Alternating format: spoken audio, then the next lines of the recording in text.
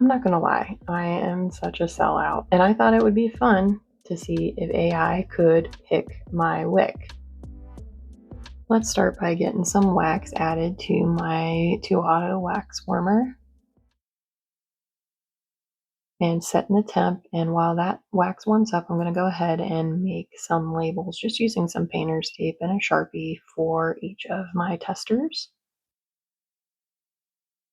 I'm still waiting on wax, so I'm going to go ahead and get my fragrance poured out as well.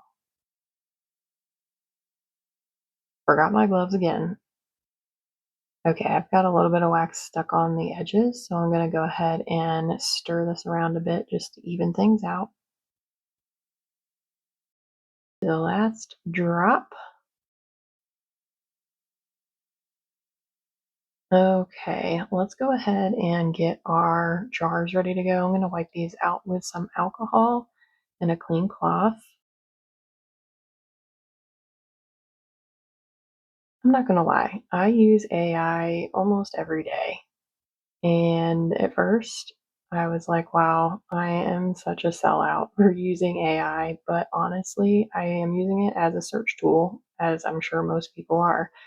I can scour the internet for the information I need quickly. Like, there's no way I can replicate how fast to find that information. And I thought it would be fun to see if AI could pick my wick. So I gave AI a little bit of information. I let Copilot know that I was using a straight-sided jar with a 3-inch diameter. I was using Golden Brand's 464 soy wax. And I also let it know that I was going to use the fragrance Black Violet and Saffron from Candle Science. And using that information, Copilot delivered 3 different wick sizes for me to use. The reason it gave 3 different ones is the third one is for a candle with 1% coconut oil added to the soy wax.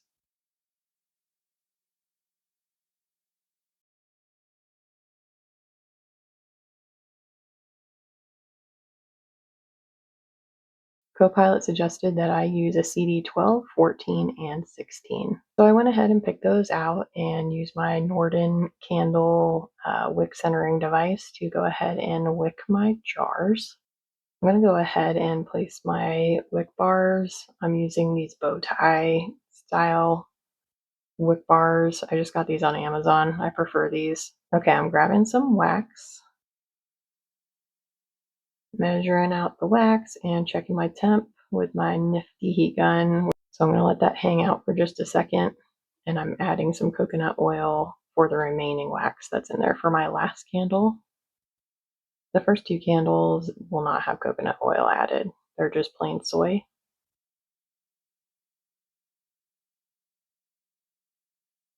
Temp is about 190, so I'm going to go ahead and add my fragrance oil.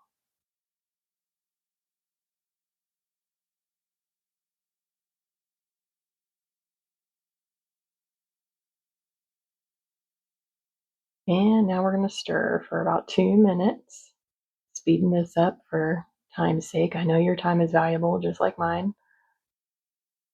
I'm sure you guys saw the door opening in the background. One of my cats came to check in on me.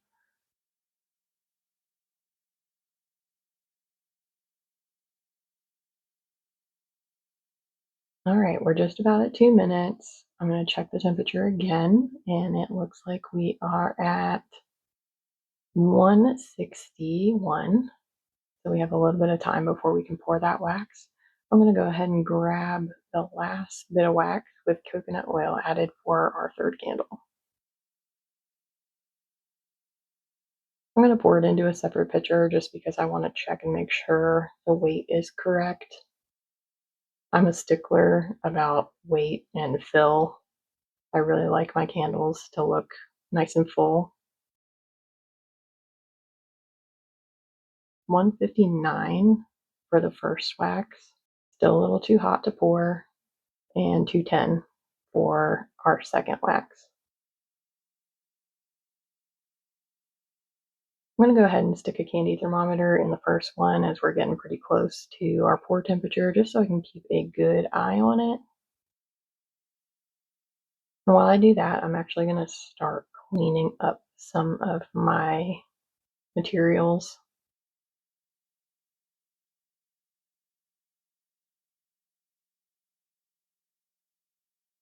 Okay, now we can go ahead and add in the oil for the third candle. This is the one with the coconut oil added. I added my oil at about 190 today. And we're going to stir for another 2 minutes. Stirring and checking, stirring and checking.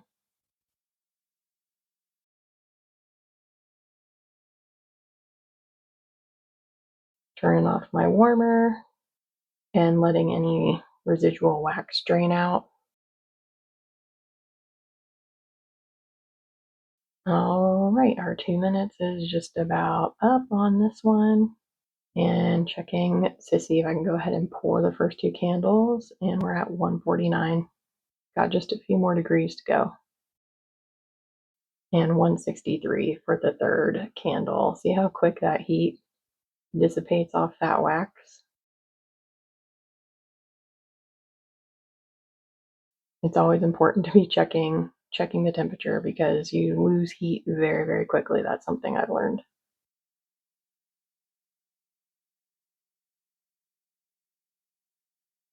I always make sure my melter is empty at the end of every session, just to ensure that my spout does not get clogged.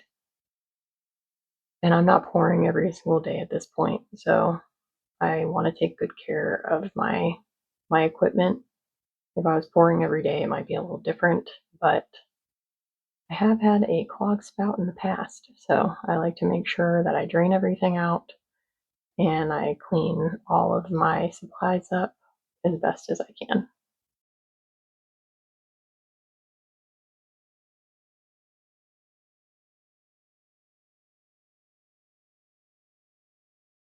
Let's see if these are ready to pour.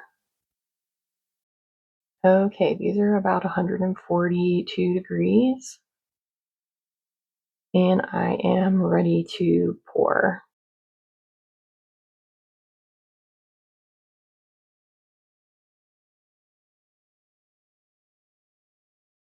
I'm pouring as slowly and steadily as I can, doing my best to avoid creating a lot of bubbles.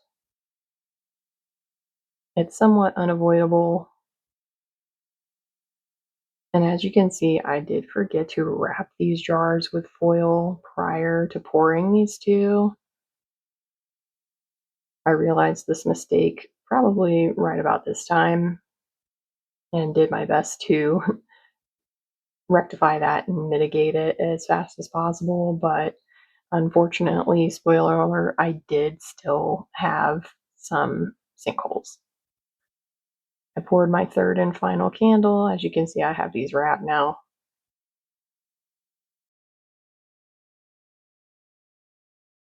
Perfect, looks good. And now we gotta see what they look like when they dry. Come back in a couple of weeks to see how these look when we go ahead and burn these. Thanks for spending your time here. I'll see you again soon.